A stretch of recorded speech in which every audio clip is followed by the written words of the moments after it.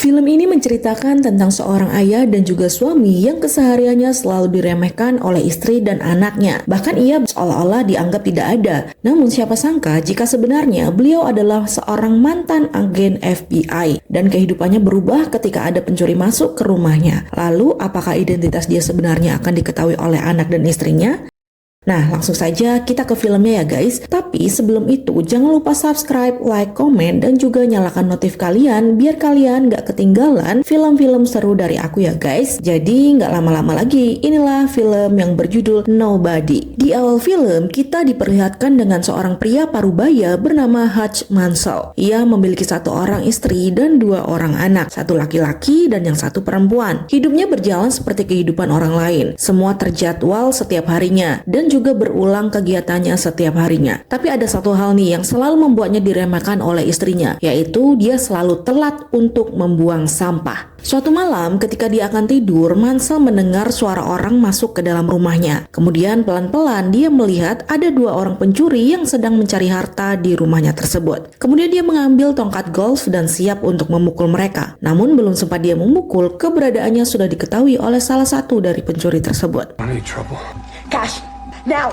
Ia kemudian ditodongkan pistol dan mereka meminta beberapa uang dari Mansell. Namun karena kesehariannya Mansell menggunakan kartu kredit, jadi hanya uang yang ada di dalam tempat di sebuah meja tersebut yang tersisa. Pencuri tersebut langsung mengambil uang-uang receh itu. Tak lupa mereka meminta jam tangan milik Hansel yang sedang dipakainya. Nah, di saat itulah dia melihat sebuah tato di lengan pencuri tersebut. Dan siapa sangka salah satu dari mereka adalah seorang wanita. Tiba-tiba dari belakang, anak laki-laki Mansell menangkap salah satu dari mereka. Kemudian dia meminta ayahnya untuk memukulnya. Mansell sudah bersiap untuk memukulnya dengan tongkat golf yang ada di tangannya. Namun setelah sepersekian detik dia jadi berubah pikiran nih guys. Mansell malah meminta anaknya untuk melepaskan pencuri tersebut. Meski tak mengerti dengan maksud sang ayah, tapi akhirnya dia melepaskannya begitu saja. Meskipun akhirnya dia mendapatkan bogem dari pencuri tersebut. Let him go, son.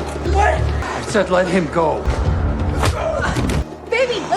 Setelah kejadian tersebut, polisi datang untuk meminta keterangan terkait laporan dari istri Mansell. Mansell tidak banyak berkomentar karena sepertinya dia tidak ingin memperpanjang masalah tersebut. Semenjak kejadian malam itu, Mansell semakin diremehkan oleh anak dan juga orang-orang yang ada di sekitarnya. Karena malam itu dia melepaskan pencuri yang masuk ke rumahnya begitu saja, padahal dia punya kesempatan untuk menangkap mereka. Bahkan istrinya menjadi lebih sinis kepadanya sejak hari itu. Tak hanya itu, tetangganya yang sombong juga mengejeknya terang-terangan. Ia menganggap bahwa Hansel terlalu penakut untuk menghadapi pencuri tersebut. Bahkan berita tersebut sudah menyebar ke kantor tempat dia bekerja. Kemudian anak dari bos tempat dia bekerja juga memberinya sebuah pistol untuk dia berjaga-jaga jika ada orang jahat lagi yang datang ke rumahnya. Di ruangannya, Mansell memiliki sebuah radio yang juga bisa dijadikan alat komunikasinya bersama seorang sahabatnya. Di sanalah dia menceritakan yang terjadi malam itu dan alasan mengapa dia melepaskan pencuri tersebut begitu saja. Mansell kemudian bercerita bahwa menurutnya pencuri tersebut adalah sepasang suami istri yang masih berusia 20-an. Suaranya terdengar seperti putus asa, bahkan pistol yang mereka bawa tidak memiliki peluru sama sekali. Maka dari itulah ia merasa kasihan dengan mereka dan melepaskannya begitu saja.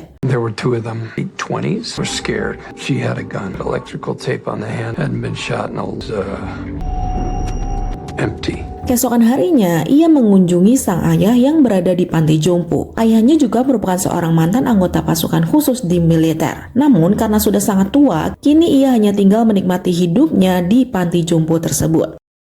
Suatu hari, putri kecilnya mengatakan bahwa dia kehilangan kalung kucing miliknya. Padahal sebelumnya dia meletakkannya di wadah tempat uang yang sebelumnya diambil oleh para pencuri. Mansell tidak tega melihat putri kecilnya bersedih, hatinya bergejolak, dan kemudian dia merasa harus mengambil kalung tersebut untuk putrinya. Malam itu, dengan berbekal gambar tato yang dia ingat yang ada di tangan si pencuri, ia langsung pergi ke berbagai tempat pembuatan tato. Ia mencari info tentang orang yang pernah membuat tato tersebut. Nah, di salah satu tempat, sang pemilik sepertinya sangat tidak menyukai kedatangan Mansell yang menanyakan tentang tato tersebut. Bahkan mereka langsung mengeluarkan senjata mereka masing-masing. Meskipun ia sudah menawarkan uang dan mengatakan bahwa dia adalah mantan anggota FBI, namun mereka tetap tidak takut. Sampai akhirnya salah satu dari mereka tak sengaja melihat sebuah tato yang ada di pergelangan tangan Mansell. Lalu tiba-tiba pria tersebut seperti agak takut dan mengatakan berterima kasih kepadanya.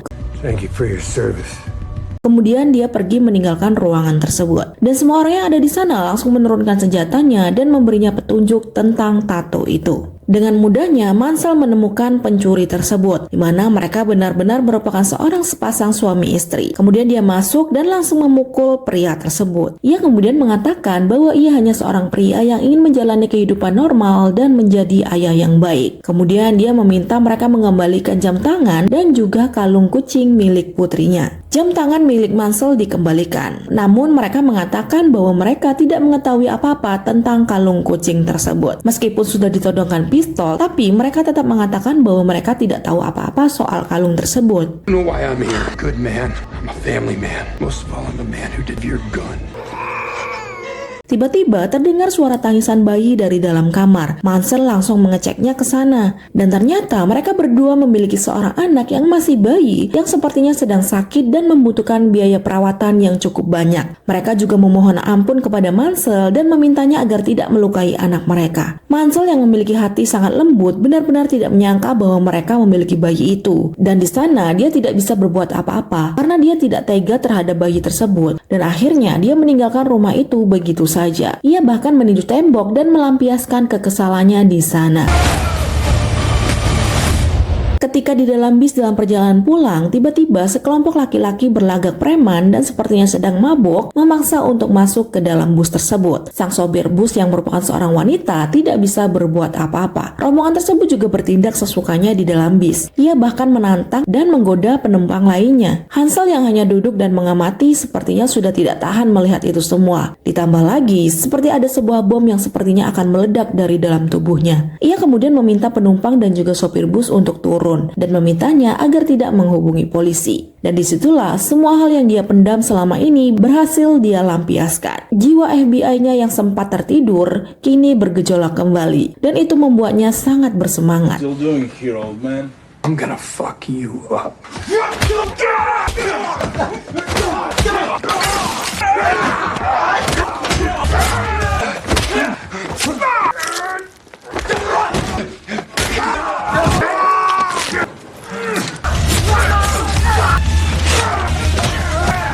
Semua preman di dalam bus dibuatnya babak belur. Bahkan ada salah satu dari mereka yang sekarat. Namun sebelum pergi, ia sempat melakukan pertolongan pertama kepadanya agar dia tetap hidup. Sesampainya di rumah, sang istri yang sedang menunggunya sangat terkejut dengan keadaan Hansel yang babak belur dan penuh darah. Namun Hansel tidak banyak bercerita. Lalu istrinya juga menolongnya untuk membersihkan dan menutup luka bekas tusukan pisau di badan Hansel. Pada kesempatan itu juga, Hansel mengatakan bahwa dia sangat merindukan istrinya karena sudah sangat lama mereka tidak berpelukan dan ngobrol layaknya suami istri. Ia juga merasa jika istrinya semakin menjauh darinya. Namun istrinya tidak bisa berkata apa-apa. Dia hanya bisa terdiam dan mulai menyadari hal tersebut. Di tempat lain ada seorang pria bernama Julian. Ia merupakan seorang kepala gangster dan ternyata dia juga adalah kakak dari salah satu orang yang dipukuli oleh Mansell yang bahkan hampir meninggal. Mendengar kabar sang adik dipukuli, ia langsung datang dan melihat keadaannya di rumah sakit. Ia bahkan menghajar teman adiknya dan menanyakan siapa yang melakukan hal tersebut kepada sang adik. Salah satu dari mereka kemudian memberikan sebuah kartu kredit milik Mansell yang terjatuh. Nah, sejak hari itu, kehidupan Mansell agak berubah. Ia menjadi lebih bersemangat dan dia juga merasa ada kepuasan tersendiri dalam dirinya yang sudah dia capai. Pagi itu, dia mendapatkan sebuah telepon. Telepon tersebut merupakan sebuah peringatan bahwa salah satu orang yang dia pukuli adalah adik dari seorang gangster yang bernama Julian. Dan kemudian dia juga mendapatkan sebuah pesan di mana dia diminta untuk menemui seorang tukang cukur. Karena merasa harus menyelesaikan apa yang dia mulai, dia akhirnya pergi menemui si tukang cukur tersebut. Kemudian dia diberitahu tentang Julian. Dari datanya, Julian benar-benar orang jahat, di mana dia bisa membunuh orang kapanpun dia mau. Ia juga memiliki hobi sebagai kolektor lukisan mahal. Ia juga mengatakan bahwa Julian merupakan seorang penjaga Obsak, di mana Obsak merupakan tempat penyimpanan dana pensiunan milik mafia Rusia yang jumlahnya ratusan juta dolar. Di tempat lain, Julian meminta anak buahnya mencari tahu tentang Mansell dari kartu yang dia dapatkan. Awalnya, ia hanya mendapatkan info bahwa Mansell memiliki ayah yang diletakkan di panti jompo. Namun akhirnya, dia mendapatkan info lain dari agen FBI yang dia ancam. Ia mendapatkan foto-foto lama dari Mansell ketika ia menjadi agen FBI. Dan itu foto yang cukup membuat anak buah Julian tersebut mengundurkan diri karena dia tidak ingin ikut campur dengan urusan yang berkaitan dengan Mansell. Malam itu, Julian menyuruh anak buahnya untuk menyerang Mansell di rumahnya. Everybody gets in the basement. Right now. Let's go. Right. Mansell yang sedang makan malam bersama keluarganya langsung menyuruh mereka untuk bersembunyi di basement dan melarang mereka untuk menelpon polisi. Kemudian dia bersiap untuk menyambut para tamu yang tak diundang tersebut. Meskipun jumlah mereka banyak dan menggunakan senjata semua, namun kehebatan Mansell tidak perlu diragukan lagi. Dengan keahliannya, ia mampu melumpuhkan semua orang tersebut.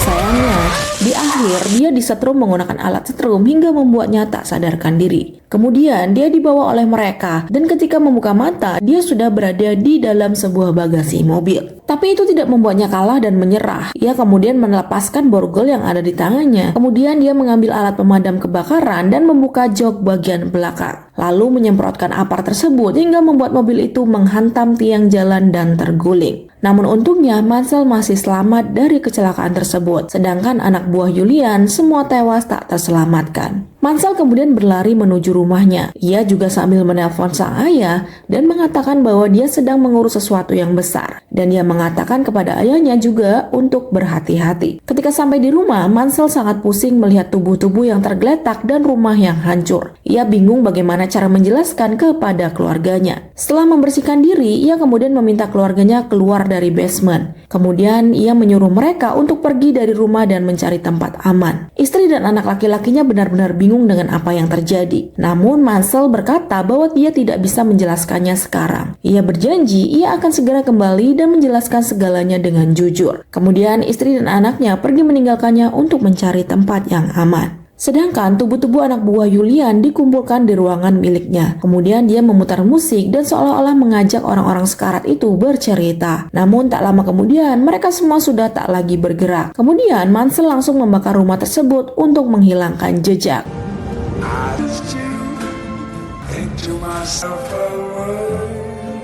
Kemudian dia pergi dari rumah menggunakan mobil yang ia ambil dari tetangganya yang sombong tanpa izin. Ayah Mansell ternyata juga didatangi oleh dua orang anak buah Julian. Namun meskipun mereka datang dengan senjata dan menodongkan kepadanya, ayah Mansell tetap tidak gentar. Dan bahkan dia berhasil menghabisi mereka berdua. Ini baru namanya umur hanyalah angka ya guys.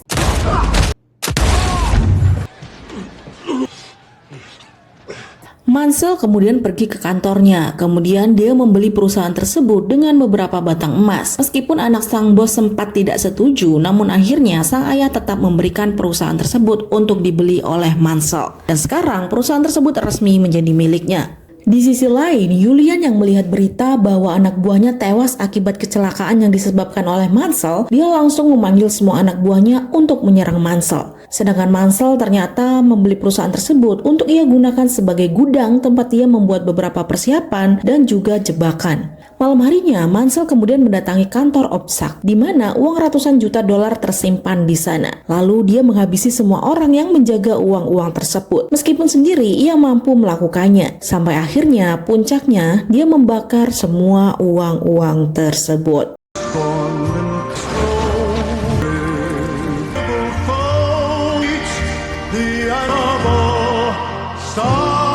Di saat yang bersamaan, Julian yang sedang asyik bernyanyi tidak mengetahui bahwa uang-uangnya telah habis terbakar. Ia bahkan dikejutkan dengan kehadiran Mansell di hadapannya. Mansell duduk dengan tenang sambil makan daging. Kemudian Julian mendatanginya. Ia merasa sangat diremehkan oleh Mansell karena tiba-tiba datang ke hadapannya dan dia menganggap Mansell terlalu berani. Bahkan semua anak buahnya langsung menodongkan senjata ke arah Mansell. Namun ia kemudian membuka penutup tangannya dan di sana ada sebuah bom yang jika dia tarik akan langsung meledakkan tempat tersebut. Mereka berdua akhirnya ngobrol dan Mansell mengajaknya bernegosiasi. Ia juga memberitahu Julian bahwa uang uangnya telah terbakar habis. Mendengar hal tersebut, Julian sangat murka guys. Kemudian dia bernegosiasi dengan Julian, di mana ia meminta agar semua harus diselesaikan di sini saja. Karena jika dilanjutkan, maka tidak ada untungnya untuk Julian. Dia juga meminta agar Julian menjauhinya dan juga keluarganya. Namun Julian tidak terima karena akibat perbuatan sang Mansell, ia harus kehilangan adiknya yang ternyata akhirnya meninggal dunia. Tapi bagi Mansell, dari riwayat kejahatan yang dilakukan sang adik, ia merasa bahwa adiknya sangat pantas mendapatkan hal tersebut. Setelah itu, dia kemudian pergi dari tempat itu. Tapi Julian tidak membiarkannya begitu saja. Dia dan anak buahnya langsung mengejarnya. Mansell kemudian memancing mereka untuk sampai ke kantornya. Dan sesampainya di sana, ia sempat tertembak oleh Julian. Namun tiba-tiba bantuan datang dari dalam kantor milik Mansell. Dan ternyata itu adalah teman baik Mansell yang selama ini dia ajak ngobrol melalui radio.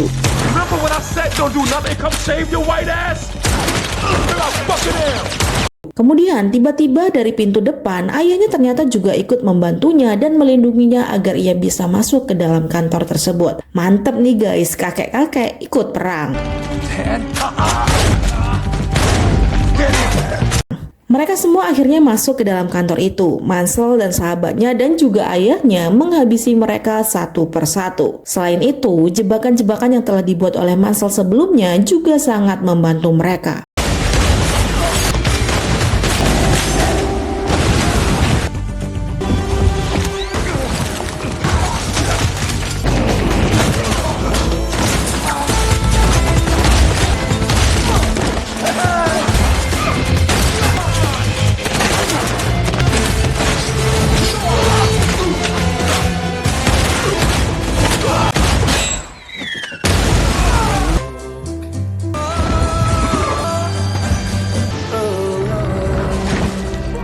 Semua anak buah Julian sudah habis. Namun tiba-tiba teman Mansell terkena tembakan Julian yang ternyata masih hidup. Mereka semua akhirnya bersembunyi untuk menghindari tembakan dari Julian. Namun sayangnya mereka semua sudah kehabisan peluru. Sedangkan Julian masih terus menembaki mereka. Dan akhirnya Mansell tidak punya pilihan lain selain melakukan cara terakhirnya. Ia kemudian menempelkan bom yang dia bawa sebelumnya ke sebuah kaca anti peluru. Kemudian dia membawanya maju ke arah Julian. Dan ketika sudah dekat dengan Julian, bom itu langsung meledak dan membuat Julian tidak terselamatkan. Namun untungnya kaca anti peluru tersebut menyelamatkan Mansell. Kini semuanya sudah berakhir. Tak lupa Mansell berterima kasih kepada teman dan juga ayahnya yang telah membantunya. Kemudian dia langsung menelpon istri dan juga anaknya. Dan setelah itu sambil membawa seekor kucing yang dia temukan dan juga makanannya, dia langsung menyerahkan diri ke polisi. Ketika diinterogasi, mereka menanyakan siapa Mansell sebenarnya. Namun dia hanya menjawab bahwa dia adalah nobody ataupun bukan siapa-siapa. Kemudian para penyidik tersebut mendapatkan sebuah telepon yang meminta mereka untuk melepaskan Mansell. Mantan anggota FBI nih bos, senggol dong. Nah 3 bulan kemudian dia bersama istrinya melihat-lihat rumah baru kembali untuk mereka beli dan tempati. Namun kali ini sepertinya istrinya sudah benar-benar memahaminya. Karena di saat itu dia meminta rumah yang harus ada basementnya supaya bisa menjadi tempat berlindung mereka. Karena sekarang dia sudah bisa menerima suaminya dengan semua masa lalu dan juga masa depannya yang entah apa yang akan terjadi kepada mereka.